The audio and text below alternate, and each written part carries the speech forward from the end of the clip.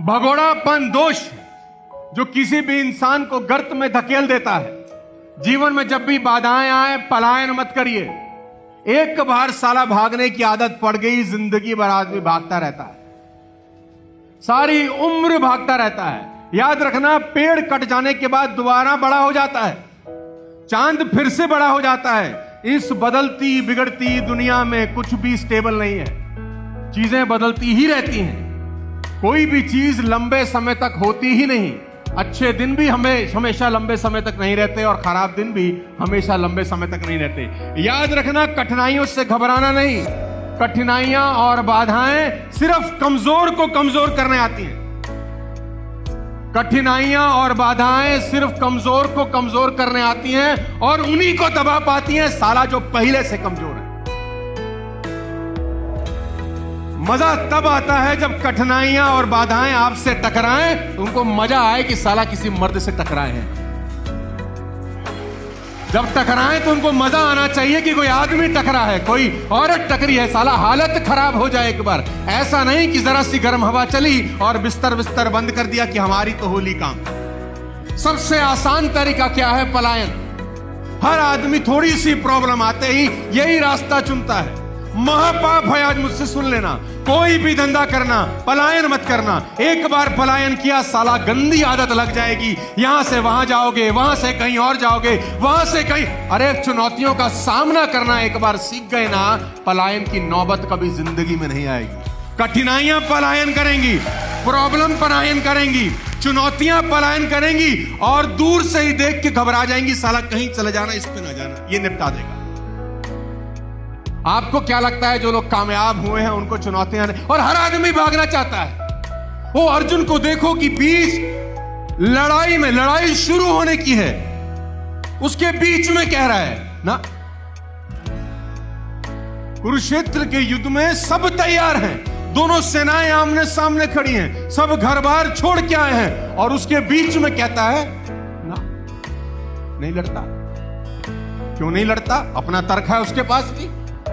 जो पलायन करते हैं सबके पास साला कोई ना कोई तर्क है और जिसका तर्क सुनो लगता है बात तो ठीक कह रहा है।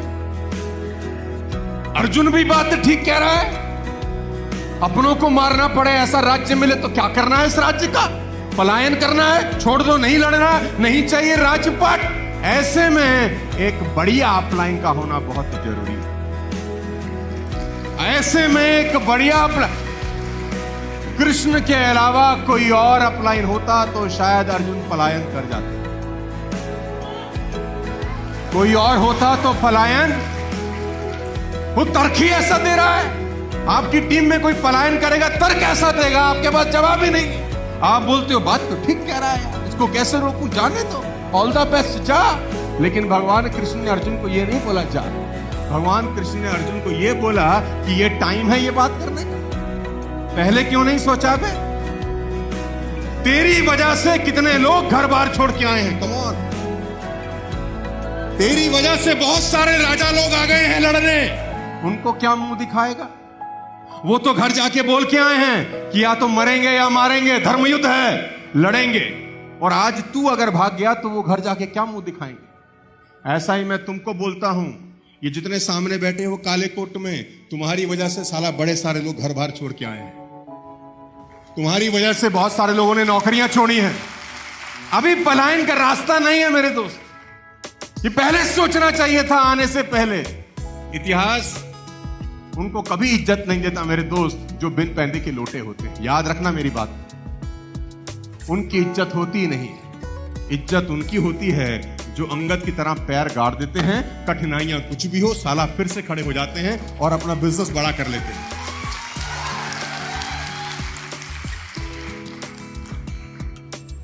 मैं आपको उदाहरण देके समझाऊंगा, आपको जल्दी समझ में आएगा। आपकी स्क्रीन के ऊपर एक कंपनी का नाम दिख रहा हूं जिसका नाम है Tesla. Ladies and gentleman, boys and girls, 2003 में ये कंपनी स्टार्ट हुई। 2003 में ये कंपनी स्टार्ट हुई। एलन घुसे 2004 के अंदर। आपकी जानकारी के लिए बता दूं, पहला प्रॉफिट कंपनी ने शुरू होने के 10 साल के बाद बनाया। टेस्ला का पहला मुनाफा 2013 में हुआ और कंपनी शुरू हुई 2000 क्या टेस्ला के मालिकों को भी पलायन कर देना चाहिए था? अरे 10 साल हो गए यार, 10 साल हो गए, छोड़ दो यार, नहीं हो रहा तो कुछ और करते हैं। नहीं, इन लोगों को अपने ऊपर भरोसा था, अपने आइडिया पे भरोसा था। दुनिया इनको प्रभावित नहीं कर सकी, एक दिन साला इन्होंने ही पूरी दुनिया को प्रभावित कर डाला। Ladies and gentleman, boys and girls, मैं आपकी जानकारी के लिए बता दूं, वो कंपनी जिसने पहले 10 साल में 1 रुपया प्रॉफिट नहीं कमाया था, आज 8,36,000 करोड़ का एसेट वैल्यू। 8,36,000 करोड़ पहले 10 साल 1 रुपया भी ना कमाने के।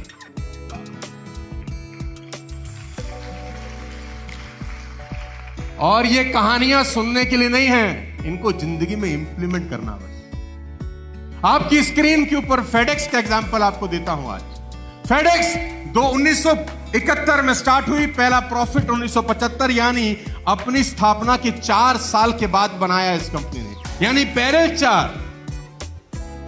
4 साल फेडेक्स ने 1 रुपए का मुनाफा नहीं कमाया। आज 6,86,000 करोड़ का एसेट वैल्यू है और करीब 5 लाख लोग काम करते हैं उस कंपनी में, जिसने पहले 4 साल में 1 रुपया भी।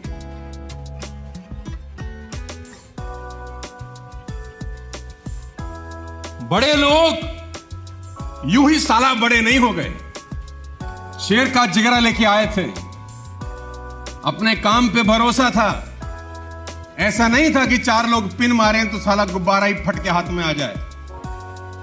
लेडीज एंड जेंटलमैन, अमेज़न 1994 में जेफ बेजोस ने स्टार्ट किया, 9 साल तक 1 रुपया नहीं कमाया इस आदमी ने। पल्ले से लगाता रहा, उधार मांग के लगाता रहा, पहले 9 साल 1 रुपया नहीं कमाया। 2003 में स्वाद चखा, आज 41,60,000 करोड़ का ब्रांड वैल्यू, दुनिया का नंबर 1 आदमी बना। वो जो 9 साल अच्छा आप मुझे बताओ, उस 9 साल में लोग क्या कहते होंगे जेफ बेजोस को? आप बता दो, मुझे नहीं कहना आपसे। उस 9 साल में कौन ऐसा होता होगा जो जेफ को बोलता होगा, जेफ तू कमाल कर रहा है, हमें तेरे पे पूरा भरोसा है, लगा रहे। लोग इसकी चड्डी में बम नहीं, एटम बम लगाते होंगे। और 9 साल प्रॉफिट नहीं कमा रहा, यह बड़ी बात नहीं है। बड़ी बात यह है कि उस 9 साल में पैसा भी लगाया जा रहा है, पीछे से पैसे की बम्बार्डमेंट हो रही है, उधार मिल रहा है, उधार लगा रहा है, पल्ले से मिल रहा है, पल्ले। एक बात का भरोसा है कि मैं जो आइडिया लेके चल रहा हूं, एक दिन साला दुनिया पे राज करूंगा, एक दिन राज करूंगा। मैंने आपसे कहा, बड़े लोग यूं ही बड़े नहीं हुए, तुक्के में, विरासत में बड़े नहीं हुए। इन लोगों में साला शेर का जिगरा है। यहां डायरेक्ट सेलिंग के अंदर 9 साल 9 दिन में साला फट के हाथ में आ जाता है। और मजे की बात तो यह है कि लगा भी साला कुछ नहीं। तुमको पैसा क्यों आना चाहिए? ऐसा कौन सा कांड किया है कि आ जाए? ये हैं वो लोग। 2007 में फाउंड हुई जियो। 2007 में मुकेश अंबानी ने जियो की स्थापना करी। 2007 से लेकर 11 साल 2018 तक सिर्फ बैकग्राउंड में काम होता रहा। ऑप्टिकल फाइबर बिछती रही। 1.5 लाख करोड़ का प्रोजेक्ट था। 1.25 लाख करोड़ बैंक से उठाए, 25,000 करोड़ पल्ले से लगाए। पहले 11 साल अंबानी साहब एक पैसा कमाए बिना 1.5 लाख करोड़ लगा गए। मुझे आप बताओ, 7 से लेकर 18 तक, उस 11 साल के अंदर, 9 साल के अंदर कितने लोग बोलते होंगे कि तू बहुत बड़े, 1.5 लाख करोड़ लगा दिया। और फिर वो आदमी कहता होगा कि हर आदमी से 200-300 रुपया कमाऊंगा बस। तो लोग मैथमेटिशियन भी होंगे, उसको बोलते होंगे इतना पैसा बैंक में रख, इतने का ब्याज पूरी जिंदगी आएगा। ऐसे गीता ज्ञानी भी लोग होंगे उसके आजू बाजू में।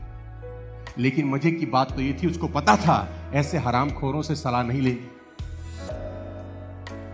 पहले 9 साल 11 साल 1 रुपया ना कमाने वाला जियो आज 3 लाख करोड़ की ब्रांड वैल्यू पे है। 3 लाख करोड़ का एसेट वैल्यू है जियो का आज की डेट में।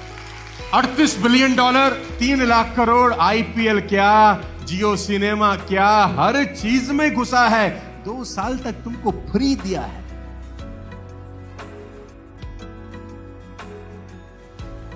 बिजनेस माइंडसेट से नेटवर्क मार्केटिंग होती है, एम्प्लॉय माइंडसेट से नहीं होती। कागज पे लिख लो आज। डायरेक्ट सेलिंग का बिजनेस एम्प्लॉय माइंडसेट से हो ही नहीं सकता कि मैं किसी टीम का हिस्सा हूं, वो जैसा बताएगा मैं कर लूंगा, ऊपर वाला बता देगा मैं कर लूंगा, नहीं बताएगा मैंने, ये होएगा ही नहीं। तो इस बात को अच्छे से समझ लो, पेशेंस रखनी पड़ेगी। बहुत समय ऐसा होगा पे आउट गिरेंगे, नहीं आएंगे, लोग परेशान करेंगे। अरे कितना साल तुमको टोटल हुआ है? 4 साल तो मुझे ही हुआ है, तो तुमको तो कम ही हुआ होगा। और तुम्हारा लगा क्या है बे? जितना पैसा लगा है उसकी तुम पूड़ियां तल के खा गए राइस ब्राइन में, कमीनो। तुम्हारा पल्ले से क्या लग रहा है? इनका पल्ले से 10-10 साल लगे हैं और अंधा पैसा इन्वेस्ट हुआ है। इन सब में एक ही बात कॉमन है। ऐसे दर्जनों एग्जाम्पल आप गूगल पे जाएंगे तो आपको मिल जाएंगे। मैंने कोई हैरान करने वाली चीज आपको नहीं बताई, आप भी निकाल सकते हैं। इनमें एक ही समानता है कि इनको इनके डिसीजन पर भरोसा था। इन्होंने जो डिसीजन लिया ना, उस डिसीजन पे ये चट्टान बनके, तो आप सबने भी ना 6 महीना, 2 महीना, 1 साल, 2 साल पहले एक डिसीजन लिया होगा वेस्टेज में आने का। कम ऑन, मैं कह रहा हूं कुछ मत करो, अपने डिसीजन की लाज बचा लेना, बस आपका ही डिसीजन है। ये चुनौती तुम्हारी है मेरे दोस्त, क्योंकि तुम जिस बिजनेस में हो ना, हर चौथे दिन कोई सिचुएशन ऐसी बनेगी कि मन करेगा कि छोड़। तुमको क्या लगता है 22-23 साल में हमारी जिंदगी में कोई सिचुएशन नहीं आई हो? ये 23 के 23 साल हनीमून पीरियड रहे होंगे? नहीं। लेकिन हमको एक बात पता थी कि चींटी के आगे कितना भी अवरोध पैदा कर दो, वो रास्ता बना ही लेगी जाने का। चींटी जा रही हो ना, आप रखो उसके आगे कुछ भी रख के देखो, मैं दावा दे सकता हूं वो वापस नहीं पलटती। पेंसिल रख दो, साला पेंसिल तो ऊपर से निकल जाएगी। हाथ रख दो, हाथ के साइड से निकल जाएगी। ऐसा नहीं होगा कि चींटी जा रही है, तुमने कुछ रखा, उसने बोला वापिस।